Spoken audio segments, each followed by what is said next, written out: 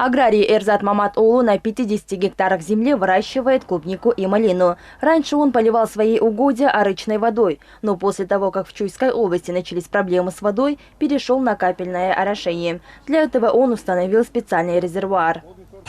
Мы уже второй год занимаемся земледелием, именно клубничный. Стараемся использовать новые технологии. Это капельный полив. И подпленка клубники, если вы смотрели. А здесь у нас есть бассейн на около 100 тонн воды.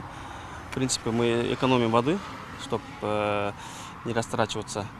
И при этом используем самые современные витамины для наращивания клубники. Это как вы видите, здесь бочку. Мы сюда заливаем определенные витамины и подкармливаем. Система капельного орошения экономит воду. Почва хорошо впитывает удобрения и урожайность растений повышается в 2-3 раза. О таких преимуществах системы рассказали специалисты Минсельхоза. Сейчас принимаются все необходимые меры, чтобы распространить этот метод полива во всех регионах страны.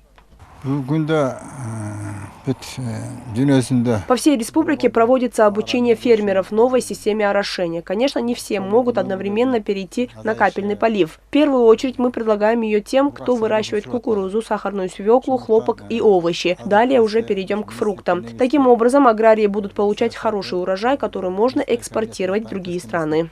Оборудование для нового инновационного метода завозится из Израиля, Турции, Китая, России и Индии сельскохозяйственными ОСО. Для этого государство предоставляет компаниям кредиты по сниженным процентам. Кредиты выдаются под 6% годовых со сроком кредита до 3 лет.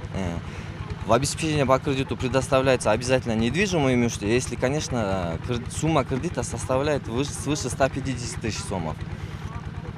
Кредиты до 150 тысяч сомов на развитие сельского хозяйства фермерам выдаются на беззалоговой основе. В рамках проекта кредитования АПК в 2022 году аграриям было передано 44 системы капельного орошения на сумму 113 миллионов сомов. Альбина Ибекова, Асхар Маратов, ЛТР, Чуйская область.